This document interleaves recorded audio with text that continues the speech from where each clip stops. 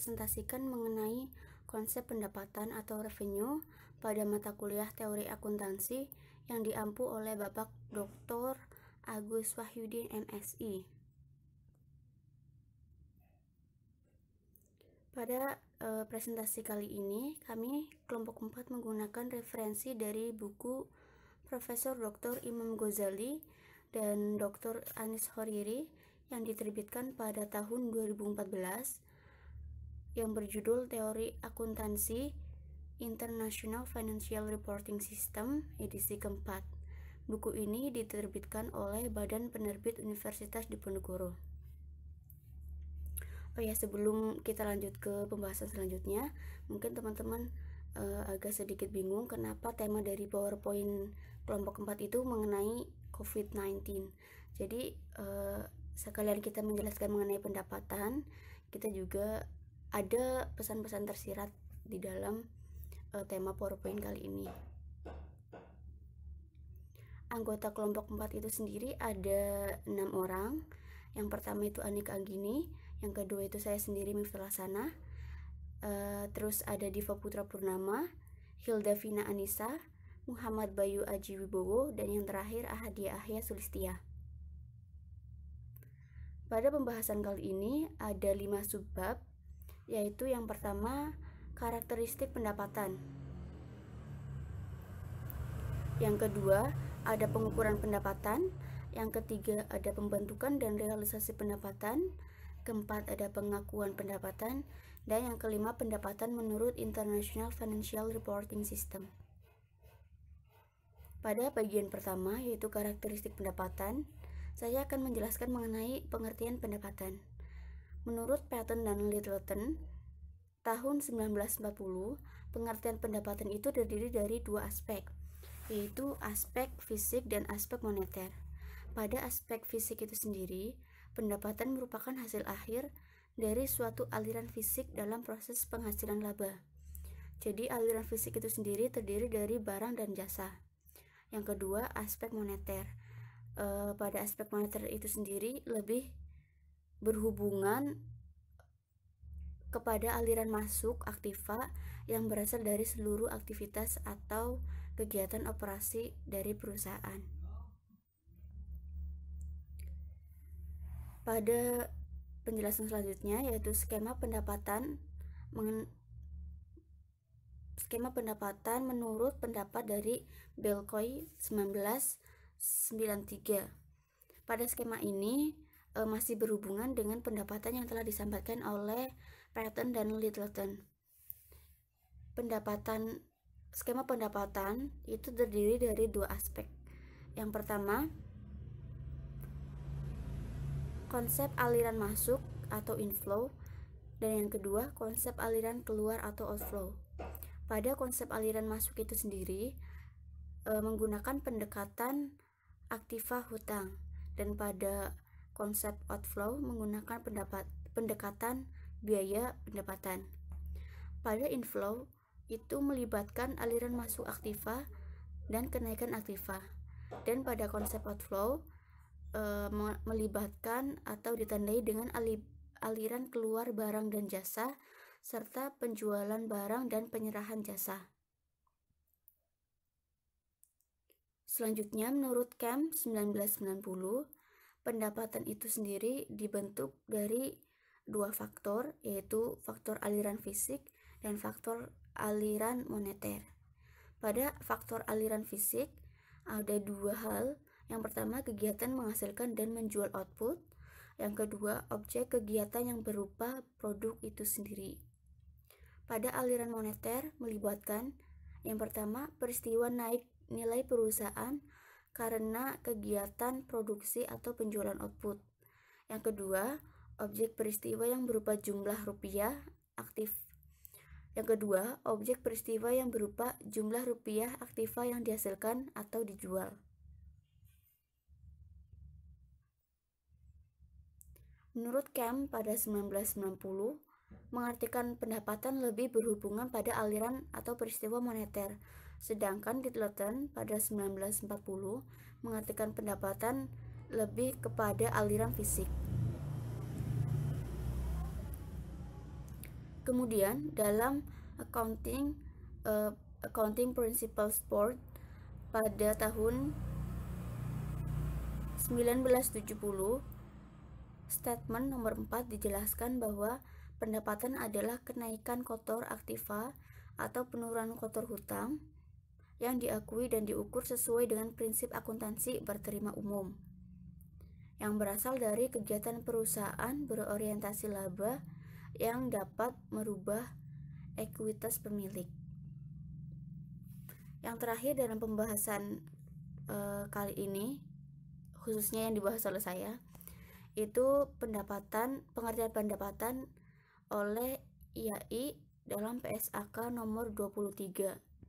Pendapatan adalah arus masuk bruto dari manfaat ekonomi yang timbul dari aktivitas normal perusahaan selama satu periode, bila arus masuk itu mengakibatkan kenaikan ekuitas yang tidak berasal dari kontribusi penanaman modal.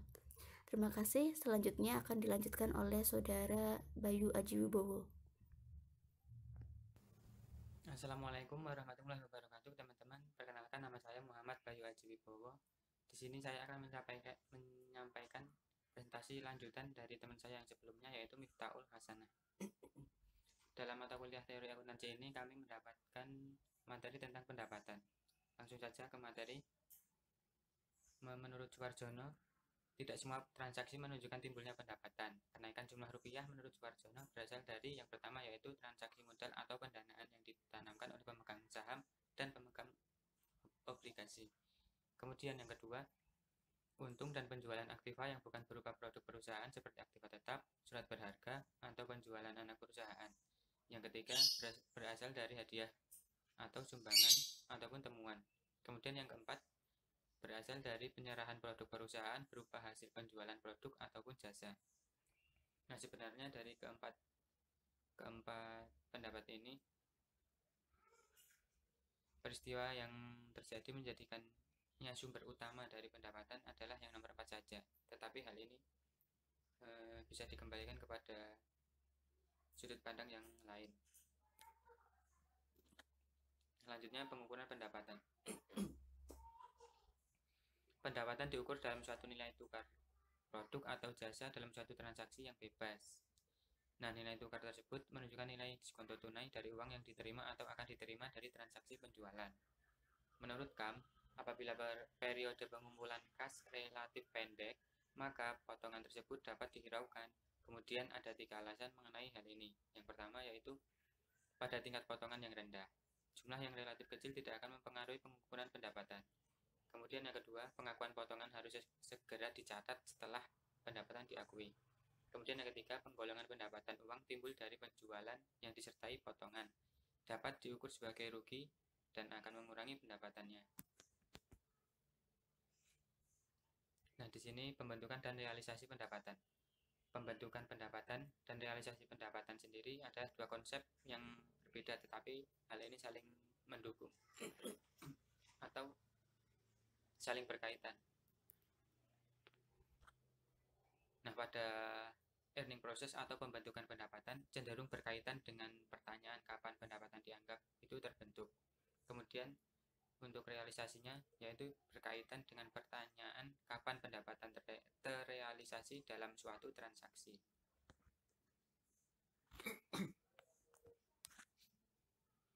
Nah, yang pertama itu pembentukan pendapatan. Secara konseptual, pendapatan dianggap terbentuk bersamaan dengan seluruh proses berlangsungnya kegiatan perusahaan. Proses pembentukan pendapatan dimulai dari kegiatan produksi, kegiatan penjualan, dan pengumpulan piutang. Kemudian yang kedua ini ada tabel atau grafik dari proses pembentukan pendapatan yang diukur dari harga, kemudian waktu. Nah, di sini pendapatan itu harus lebih tinggi daripada biaya, sehingga kita itu mendapatkan untung, tidak mengalami kerugian.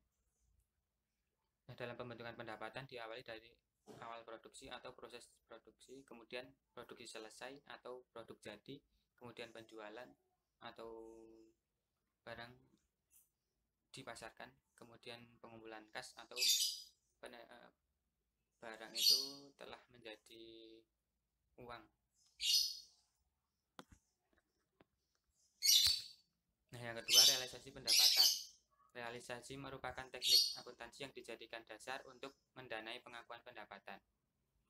Proses realisasi pendapatan ditandai oleh dua kejadian. Yang pertama yaitu adanya kepastian perubahan produk menjadi bentuk aktiva lain atau potensi jasa melalui kegiatan penjualan yang sah.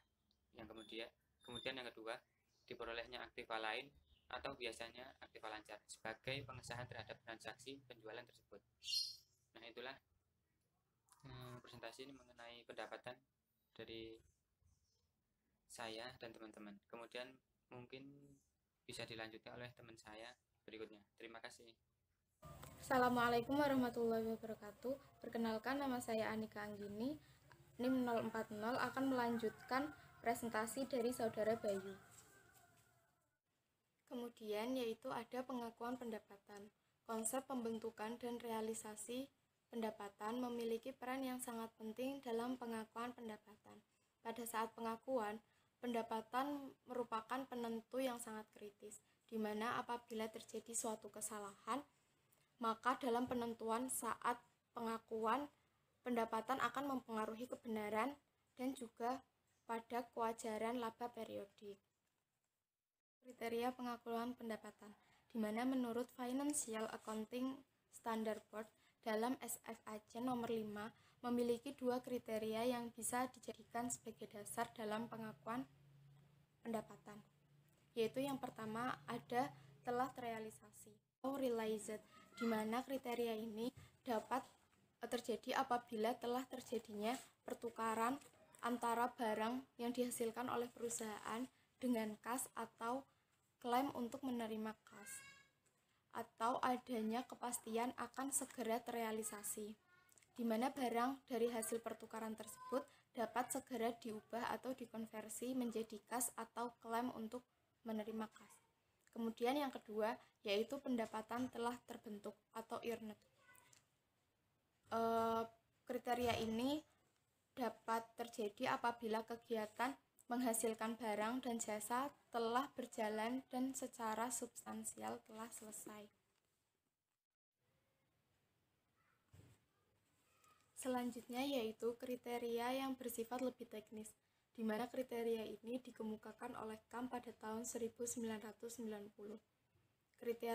Kriteria tersebut berupa yang pertama adalah keterukuran nilai aktiva, kemudian yang kedua terjadinya transaksi, dan yang ketiga proses pembentukan pendapatan telah selesai. Langsung saja kita ke kriteria yang pertama yaitu keterukuran nilai aktiva, di mana pendapat yang mendominasi selama ini yaitu pendapat dari Paton dan Littleton pada tahun 1940, di mana Paton dan Littleton mengemukakan bahwa ditinjau dari pandangan yang dominan, pendapatan dapat direalisasi bila terbukti ada penerimaan kas atau piutang atau aktiva lainnya yang liquid. Namun, menurut pendapat FASB, di mana sebenarnya aktiva penukar tidak harus liquid atau berupa kas dan piutang. Dalam hal ini, realisasi dianggap sudah terjadi apabila aktiva penukar dapat segera dikonversi menjadi kas atau setaranya. Jadi tidak harus kas maupun piutang. Selanjutnya yaitu kriteria yang kedua, yaitu ada terjadinya transaksi. Pendapatan dapat diakui apabila terjadinya pertukaran antara barang yang dihasilkan oleh perusahaan dengan aktiva baru yang diterima oleh perusahaan, di mana transaksi pertukaran ini merupakan dasar untuk menentukan waktu pengakuan pendapatan dan juga jumlah yang harus dicatat oleh perusahaan. Kemudian ada proses pembentukan pendapatan secara substansial telah selesai.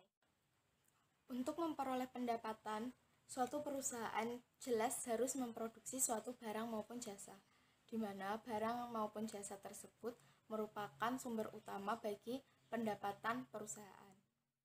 Secara konseptual, kegiatan menghasilkan pendapatan terdiri menjadi 3 bagian, yaitu produksi, penjualan, dan juga pengumpulan kas.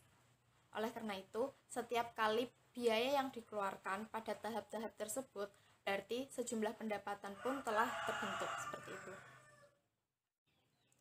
Jadi, sebelum terjadi penjualan, sebenarnya pendapatan sudah dianggap terbentuk dengan berjalannya proses produksi tersebut. Kemudian, Ikatan Akuntan Indonesia dalam PSAK nomor 23 menentukan kriteria pengakuan pendapatan yang lebih bersifat teknis, di mana pendapatan diakui apabila besar kemungkinan manfaat ekonomi masa depan akan mengalir ke perusahaan dan manfaat tersebut dapat diukur dengan andal. Sekian presentasi dari saya, selanjutnya akan dilanjutkan oleh saudara Perkenalkan, nama saya Ahadiah ya, NIM 174. Saya akan menjelaskan materi selanjutnya, yaitu pendapatan dari penjualan barang harus diakui bila seluruh kondisi berikut dipenuhi. Yang pertama, perusahaan telah memindahkan resiko secara signifikan dan telah memindahkan manfaat kepemilikan barang kepada pembeli. Yang kedua yaitu pembelian tidak lagi mengelola atau melakukan pengendalian efektif atas barang yang dijual. Yang ketiga, jumlah pendapatan tersebut dapat diukur dengan andal. Selanjutnya yang keempat yaitu besar kemungkinan manfaat ekonomi yang dihubungkan dengan transaksi akan mengalir kepada perusahaan tersebut. Dan yang terakhir, biaya yang terjadi atau yang akan terjadi sehubungan dengan transaksi penjualan dapat diukur dengan andal. PSAK nomor 23 juga menyebutkan bahwa pendapatan dari penjualan jasa dapat diakui apabila jumlah pendapatan tersebut diukur dengan andal. Yang kedua, besar kemungkinan manfaat ekonomi sehubungan dengan transaksi tersebut akan diperoleh perusahaan. Yang ketiga, tingkat penyelesaian dari suatu transaksi pada tanggal neraca dapat diukur dengan andal. Dan yang terakhir, biaya yang terjadi untuk transaksi tersebut dan biaya yang untuk menyelesaikan transaksi tersebut dapat diukur dengan andal. B. Saat pengakuan pendapatan. Dengan memperhatikan konsep dan kriteria pengakuan pendapatan yang telah dibahas berikut, ini akan dibahas saat pengakuan pendapatan dalam prakteknya. Pendapatan diakui selama kegiatan produksi. Pendapatan dapat diakui selama kegiatan produksi meskipun produk yang dihasilkan perusahaan masih dalam proses. Prosedur yang digunakan adalah persentase penyelesaian.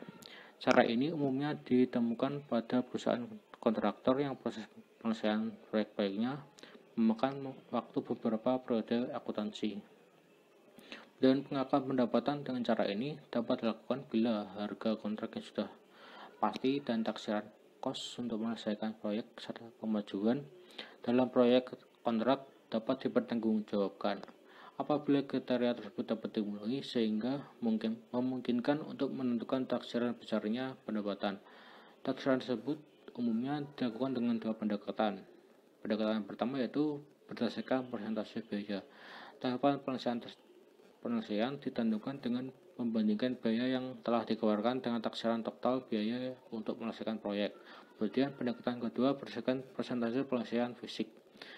Persentase penyelesaian fisik biasanya didasarkan pada tahapan kemajuan proyek. Kemudian kedua, pendapatan diakui saat produk selesai. Pengakuan pendapatan atas dasar produk selesai biasanya dianggap tepat untuk industri pertambangan dan pertanian. Pada jenis usaha ini, umumnya produk yang dihasilkan memiliki harga yang sudah pasti dan pemasarannya terjamin. Ada beberapa syarat untuk pendapatan dapat diakui saat produk selesai. Yang pertama, harga jual dapat ditentukan dengan cukup tepat. Yang kedua, tidak diperlukan kegiatan atau biaya pemasaran yang material untuk menjual produk tersebut. Yang ketiga, kos produk sulit untuk ditentukan. Yang terakhir, satuan-satuan persediaan dapat saling dipertukarkan. Assalamualaikum warahmatullahi wabarakatuh. Saya akan melanjutkan presentasi yang telah disampaikan oleh teman saya. Yang ketiga adalah pengakuan pendapatan pada saat penjualan. Nah, pengakuan pendapatan pada saat penjualan itu didasarkan pada dua alasan yang mengarah pada pengertian dan konsep pendapatan yang diajukan oleh Patton dan Littleton pada tahun 1940. Yang pertama itu adalah pendapatan merupakan jumlah nominal atau dolar yang menyatakan produk akhir operasi perusahaan. Oleh karena itu, harus diakui dan diukur pada tingkat atau titik kegiatan yang menentukan dalam aliran kegiatan operasi perusahaan. Yang kedua, pendapatan harus benar-benar terjadi dan didukung dengan timbulnya aktiva baru yang sah, sebaiknya berupa kas ataupun piutang. Nah, atas dasar alasan dari kedua alasan di atas, dapat dirumuskan bahwa saat penjualan dapat dijadikan pengakuan pendapatan karena proses pembentukan pendapatan telah cukup selesai dan proses realisasi pendapatan telah terjadi. Nah, yang kedua itu ada masalah lain yang sering muncul dalam pengakuan pendapatan pada saat penjualan. Yang pertama itu adalah biaya setelah penjualan. Nah, biaya setelah penjualan biasanya muncul setelah terjadinya penjualan, seperti biaya penagihan piutang, biaya garansi barang, dan lain-lain. Nah, cara yang dilakukan adalah dengan mendebet jumlah rupiah taksiran biaya dan mengkredit jumlah rupiah yang sama ke rekening cadangan. Nah, biaya setelah penjualan merupakan bagian proses pengukuran pendapatan, sehingga dapat diperhitungkan dengan periode tertentu. Bagian debit itu akan mengurangi pendapatan. Nah, sedangkan bagian kredit itu adalah menjadi lawan dari jumlah rupiah piutang. Yang kedua adalah hak pengembalian barang yang disebutkan dalam FASB pada tahun 1981 dalam SFAS nomor 48 menyatakan bahwa pembeli itu berhak untuk membalikan barang. Nah, berikut adalah syarat-syarat pendapatan dapat diakui. Yang pertama, harga jualnya itu cukup pasti dan dapat ditentukan pada saat penjualan. Yang kedua, pembeli itu sudah membayar kepada penjual atau pembeli itu diwajibkan untuk membayar kepada penjual. Yang ketiga, kewajiban membayar kepada penjual tidak berubah apabila produknya itu dicuri, nilai produk berkurang atau produknya mengalami kerusakan.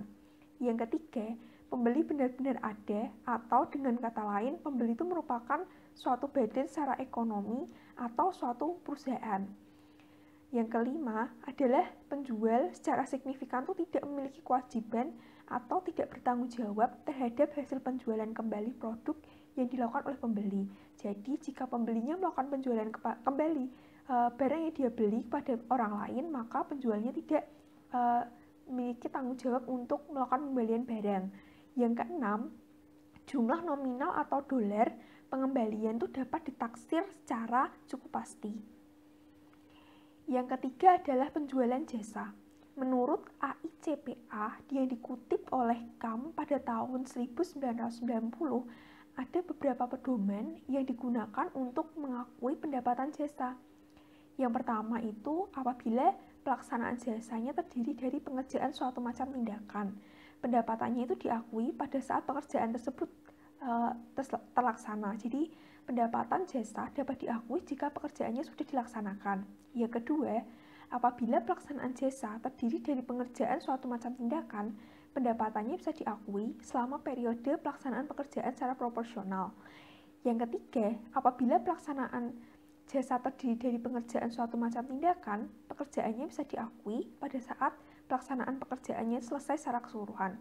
Jadi, pendapatan jasa bisa diakui jika pekerjaan jasa tersebut telah diselesaikan secara keseluruhan. Nah, berdasarkan kondisi tersebut itu ada tiga. Yang pertama, proporsi jasa yang dilakukan sebagai pekerjaan akhir itu merupakan tindakan yang sangat penting dari keseluruhan jasa yang dikerjakan. Jika pekerjaan tindakan dianggap selesai, apabila pekerjaan akhir tersebut belum dilaksanakan. Yang kedua, apabila jasa yang diberikan terdiri dari pekerjaan yang tidak dapat ditentukan dan dilaksanakan pada periode waktu yang tidak dapat ditentukan, maka tidak ada cara untuk menentukan tingkat penyelesaian pekerjaan. Dan yang ketiga, apabila terdapat tingkat ketidakpastian yang cukup tinggi dalam mengumpulkan pendapatan jasa atau kas, maka pendapatannya itu tidak dapat diakui sebelum kas diterima. Jadi secara keseluruhan itu intinya pendapatan jasa dapat diakui jika pendapatan atau kasnya sudah diterima. Itu sekian dari saya. Hai teman-teman, Assalamualaikum warahmatullahi wabarakatuh. Saya Diva Putra Purnama. Saya di sini akan melanjutkan presentasi dari teman saya sebelumnya. Pengakuan pendapatan pada saat kas diterima. Terdapat ketidakpastian yang besar mengenai pengumpulan piutang yang timbul dari penjualan barang atau jasa. Pengakuan pendapatan dapat ditunda sampai saat diterimanya kas. Terpaksa dilakukan karena kriteria realisasi tidak seluruhnya terpenuhi, terutama dalam pengukuran pendapatan. Jadi, pendapatan yang belum diterima atau sebagai piutang itu tidak dapat diakui pendapatan apabila kasnya belum diterima, atau dalam artian masih berbentuk piutang, itu tidak dapat diakui sebagai pendapatan. Meskipun transaksi telah terjadi, ketidakpastian pengumpulan kas menjadi tidak dapat diandalkan. Oleh karena itu, pendapatan baru diakui setelah kas benar-benar terkumpul. Jadi, pendapatan itu tuh apabila menjadi piutang itu tidak dapat diakui. Dan diakui setelah kasnya benar-benar terkumpul atau bisa dibilang telah dibayar secara lunas. Ketidakpastian pengumpulan piutang tersebut biasanya terjadi karena belum berpindahnya hak atas barang sampai dilunasi. Pembayaran akibat transaksi penjualan kemungkinan dapat dibatalkan. Kondisi demikian biasanya ditemui pada penjualan angsuran. Jadi sebagai contohnya, dealer kendaraan menjual kendaraannya ke konsumen secara angsuran atau secara kredit, maka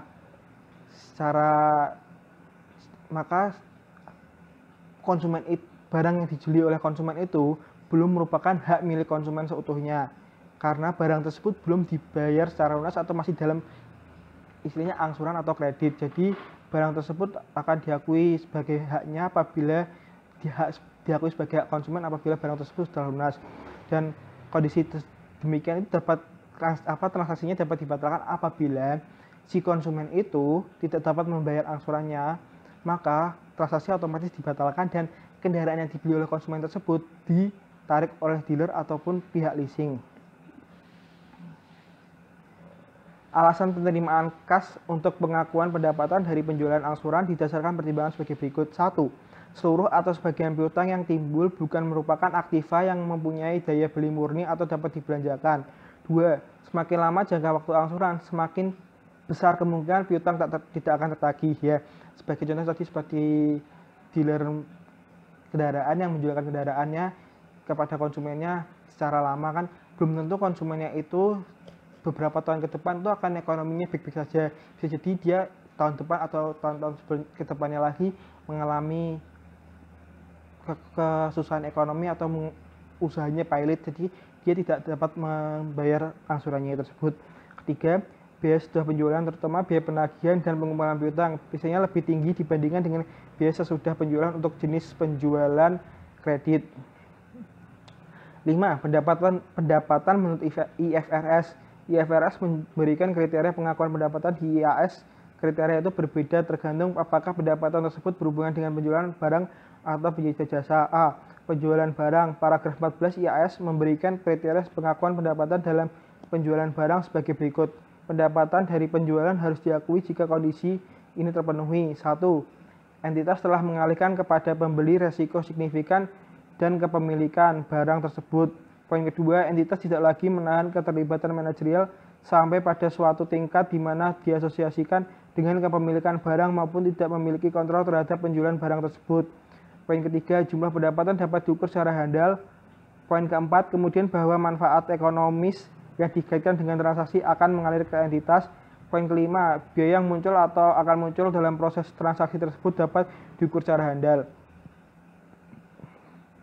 Selanjutnya B, penyedia jasa. Jika outcome transaksi meliputi penyediaan jasa dapat diestimasi secara handal, maka pendapatan yang berkaitan dengan transaksi harus diakui dengan dasar tingkat penyelesaian transaksi tersebut pada akhir periode pelaporan dari transaksi dapat diestimasi secara handal dan jika memenuhi kondisi sebagai berikut. 1. Jumlah pendapatan tersebut dapat diukur secara handal. 2. Adalah mungkin bahwa manfaat ekonomis yang berkaitan dengan transaksi akan menarik ke entitas. Poin ketiga, tingkat penyelesaian transaksi pada akhir periode pelaporan dapat diukur secara handal. Poin keempat, biaya muncul untuk transaksi tersebut dan biaya untuk menyelesaikan transaksi dapat diukur secara handal. Poin terakhir, paragraf 26, jika outcome transaksi menyediakan jasa tidak dapat diestimasi dengan handal, maka pendapatan hanya akan diakui sejauh gaya yang diakui akan tutup. C. Pengakuan pendapatan saat produksi. IAS 41 menyatakan bahwa perusahaan harus mengakui pendapatan dari produksi pada tanggal panen. Contohnya seperti produk pertanian dan mineral tambang. Ya pasti diakuinya setelah panen, ya kan, produk pertanian atau mineral tambang kan diakui setelah barang itu ada. Perusahaan dapat diakui pendapatan pada saat produksi seperti diatur dalam IAS 18 dengan cara menjual lewat forward kontrak untuk menyerahkan barang di masa datang dengan harga jual tetap atau fix. Dengan cara ini, resiko kepemilikan mineral telah beralih ke pembeli sebelum mineral diserahkan secara fisik, sehingga perusahaan dapat mengakui pendapatan pada saat mineral diproduksi dan siap dikirim sesuai forward kontrak.